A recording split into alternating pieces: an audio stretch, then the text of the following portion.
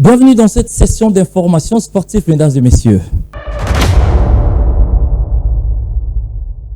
Commençons par ces communiqués de la Fédération congolaise de football association. Les élections de la FECOFA et les dates sont déjà bel et bien fixées. Donc la commission électorale a rendu public le nouveau calendrier des élections concernant le Ligue nationale ainsi que le comité exécutif de la FECOFA. Il faudrait retenir ces dates. Le 9 mars prochain, les élections à la Ligue nationale de football de jeunes et le 10 mars, les élections à la Ligue nationale de football féminin. Le 11 mars, les élections à la Ligue nationale de football du Congo, bien sûr, et surtout le 11 avril, ce sont les élections de nouveaux membres de la comité, du comité, bien sûr, de nouveaux membres du comité exécutif de la Fédération congolaise de football. Parlons à présent de l'UNIFAC. Ça, c'est déjà connu. C'est un tournoi, bien sûr, qualificatif de la CAN U17. La deuxième journée du tournoi qualificatif, bien sûr, c'est tenu au stade Tata Raphaël avec deux rencontres. Et la RDC a eu quand même raison de s'imposer face au Gabon 3-1. Suivez. C'est une excellente nouvelle pour les jeunes léopards congolais. Le U17 de la RDC ont parfaitement lancé leur campagne au tournoi de l'UNIFAC en s'imposant 3-1 face au Gabon au stade mythique de Tata Raphaël. Une victoire convaincante qui permet aux Congolais d'empocher 3 précieux points pour la suite de cette compétition qualificative à la prochaine Coupe d'Afrique des Nations de moins de 17 ans. Dès les premières minutes, les jeunes léopards affichent leur ambition. À la 18e minute, Del Pirlo Tali ouvre le score et donne l'avantage à la RDC. À la 46e minute, au retour du vestiaire, Basile Ntokome égalise pour les Gabon, relançant brièvement la rencontre. À la 53e minute, Séraphin Tantou redonne l'avantage aux Congolais. Avec sang-froid, à la 105e minute, Del Pirlo Tali s'offre un doublé et scelle définitivement le sort du match. Solide, déterminé et efficace, les Congolais ont réagi rapidement après l'égalisation gabonaise, démontrant un mental déjà remarquable à ces niveaux des compétitions. Cette rencontre marque la véritable entrée en lice des Léopards U17 dans ces tournois. Leur premier match prévu face à la Guinée équatoriale n'a pas eu lieu. L'équipe était attendue avec impatience. Mission accomplie, les Congolais se sont bien lancés dans cette campagne qualificative. Cette victoire leur permet d'aborder la suite du tournoi avec confiance et ambition. Les jeunes léopards savent qu'ils ont posé la première pierre, mais le chemin vers la qualification pour la CAN U17 reste encore à parcourir. Il faudra batailler pour faire craquer une très forte équipe du Cameroun. Et parlons bien sûr de la Ligue nationale de football, la Linafoot, où deux rencontres se sont quand même jouées du côté du groupe A à Lubumbashi comme site. Retenez que Sangabalendi a perdu face à JS Bazano sur un score étriqué d'1-0. Le FC Sontoloa Lupupo a battu le football club Tanganyika 2-1. Et le TP Mazembe a eu raison dans son stade de Badiagona à battre l'AS Simba de Colosie 3-0. Mais du côté du groupe B, là, c'est bien sûr la zone où occupe bien sûr Kinshasa. Une seule rencontre s'est déroulée, c'est au stade Joseph Kabila di Kindu. L'AS Maniema Union a battu 3-2 cette équipe de Étoile de Kivu. Le match à Kolwezi contre Simba a été quand même quelque chose d'incompréhensible. On arrive à Kolwezi, on arrive à jouer contre Simba, on donne une belle leçon de football. Je suis très fier de mes joueurs. À la 11e minute, on ouvre le score par un très beau tir et on maintient le niveau du jeu, l'intensité. On a une belle organisation tactique. Simba n'a rien montré. On arrive à faire 2-0 en deuxième mi-temps. Et on pensait le match fini. Et puis voilà qu'il y a le temps additionnel annoncé par le 4e arbitre qui est de 6 minutes. Déjà, nous aussi sur le banc de touche, on a un chrono. On a un chrono, mes assistants ont un chrono, j'ai mon chrono. Et on se demande où il va chercher ces 6 minutes. Et de 6 minutes, on passe finalement à 12 minutes, voire 15 minutes de jeu. Et je dois vous dire qu'il y a des choses honteuses qui se passent là-bas à Kolwezi parce que durant tout le match, on a eu des jets de projectiles, des jets de pierres sur le banc de touche. à telle enseigne que l'égalisation, les 2 buts de Simba dans le temps additionnel, moi je ne les ai pas vus. Je ne les ai pas vus parce que j'étais tellement occupé à me retourner, à me protéger des jets de pierre. On a eu aussi des liquides, on ne sait pas, de l'eau ou de l'urine. Des gens sont venus courir derrière nous, nous asperger d'un liquide. Donc je dénonce fermement ce comportement odieux, honteux de la part des fanatiques de Simba. Simba n'a pas vraiment à être fier de faire un 2-2 contre nous, surtout à domicile et surtout dans des conditions pareilles. J'ai une grande fierté de mes joueurs qui ont appliqué des consignes tactiques. Ça a été un très bon match de la part de Tanganyika et on se doit maintenant de répéter ça demain contre Lupopo. On ne nous a pas permis de réaliser un bel hold-up, un beau match contre le débat sportif avec tout fair play et on va refaire une très bonne prestation contre Lupopo. Demain, nous serons reçus par Bassano. Nous sommes encore préparés pour ce match-là. Nous venons de Konosi contre Blessing. On l'a perdu et on sait que demain contre Bassano, c'est un autre match où nous sommes vraiment concentrés pour faire un bon match. C'est un championnat, on sait qu'on peut perdre, on peut gagner, on peut faire un match nul. C'est déjà passé. Demain, c'est Bassano. On se focalise sur ce match-là de demain. Tout est possible, rien n'est impossible. Donc, nous pouvons le faire. C'est un championnat, nous pouvons le faire. Tout est possible, c'est ce que je vous dis. On est prêt, on s'est préparé du début de compétition. On sait qu'il n'y a pas de match facile. Donc nous attendons vraiment à des matchs difficiles et puis à faire aussi un effort à gagner ces matchs-là.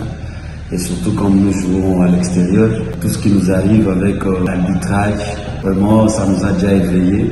On s'est vraiment préparé en conséquence. Oui, vous venez de peindre les tableaux comme il se doit. Donc, on venait de jouer un match très très volcanique sur place à Kolwezi. Un match soldé par un nul de 2 buts partout. Et ce qu'il faut noter sur ce match-là, c'est le fait qu'on a marqué dans les ultimes minutes. Je ne me rappelle pas de bien de bonnes choses. On a fait un match approximatif. Et vite on a oublié, on est passé à autre chose parce que déjà aujourd'hui, nous sommes déjà sur le terrain pour préparer le prochain match. Parce que Mazembe ne va pas vendre sa peau si moins cher. Donc nous sommes là, nous pensons jouer un match honorable demain. Parlons de la Coupe du Congo à présent. La Ligue nationale de football de Kinshasa a bien sûr clôturé sa phase préliminaire de la Coupe du Congo de football au terrain synthétique du Centre technique national Kouarampova. Suivez cet élément de Fils Nzao.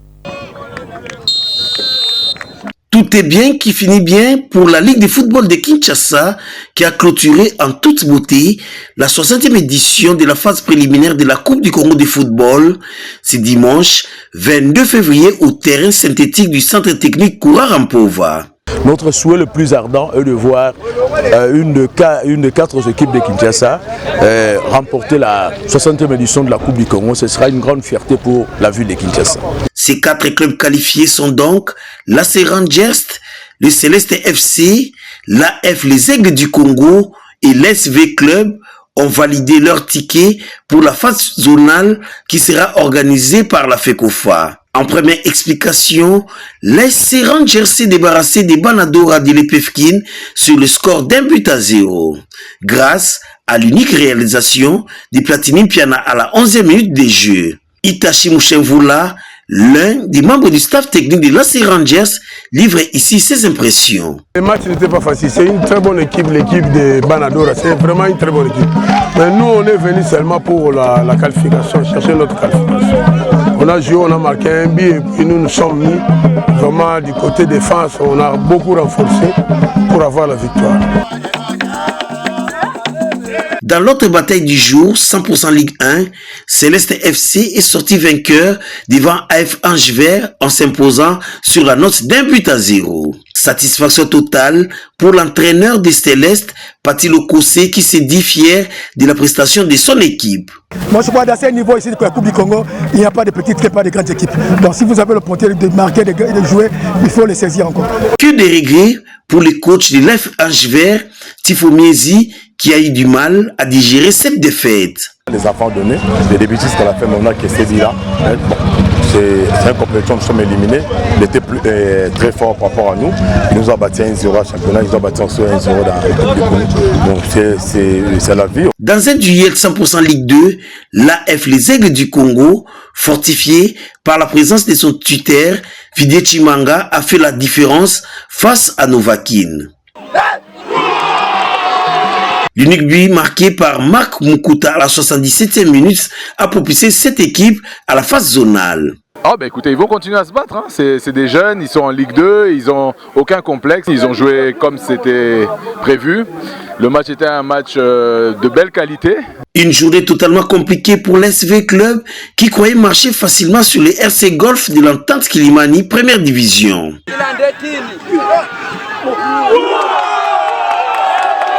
Les Moscovites ont obtenu difficilement leur qualification grâce à Diakanois qui a libéré les siens à la 82e minute des jeux. C'est nous-mêmes qui avons rendu le match difficile. Si nous n'avons pas manqué ces occasions, je crois que depuis la première mi-temps, on tuait le match. Mais qu'à cela ne tienne, c'est ça le football. Difficile, oui, à la fin.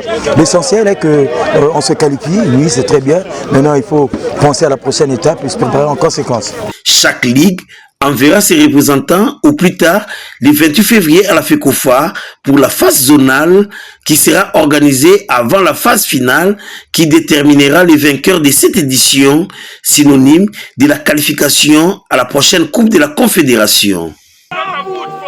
Eh bien, si retenez très bien, hein, donc Céleste, les Aigles du Congo, l'AS Rangers et l'association sportive avec Club de Kinshasa sont les 4 clubs qui vont représenter Kinshasa à la phase finale de la Coupe du Congo de football édition 2026 ou aux Coupes du Président. Barthélemy Okito, ancien secrétaire général au sport, s'est éteint, laissant derrière lui un héritage durable à l'administration sportive nationale. Figure marquante de la vie sportive congolaise, Okito Lela a dirigé le secrétariat général au sport pendant près de 13 ans, avant de transmettre son fauteuil le 21 novembre 2022. Au cours de sa longue carrière au service de la nation, il aura sacré 4 années à la reconstruction, 5 au développement rural et 13 ans au sport. Un parcours marqué par un engagement constant pour les rayonnements du sport national. Son passage à la tête du sport congolais restera particulièrement associé à 2 moments historiques.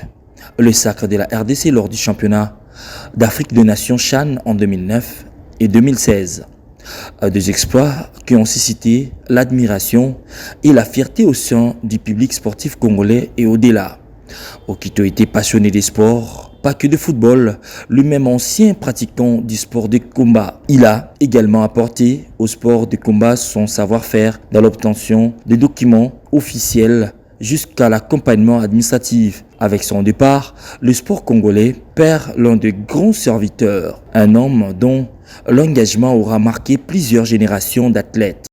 Parlons du noblard à présent. Sous le haut patronage de son excellence M. Félix-Antoine Tshisekedi Tshilombo, le président de la République, et AK Promotion et Management vont organiser un gala de boxe ce samedi 14 mars prochain à Kinshasa, bien sûr au stade mythique Tata Raphaël de Kinshasa. À partir de 18 h, vous aurez beaucoup plus de détails dans nos prochaines éditions de journal. Cette journal est complètement fini. Disons merci à l'équipe technique qui nous a tenu compagnie, bien sûr, avec nos frères David Kibanza et Gauthier Kélé qui étaient bien sûr au four au moulin pour nous accompagner. On se retrouve prochainement avec le même plaisir. Portez-vous bien chez vous. Au revoir.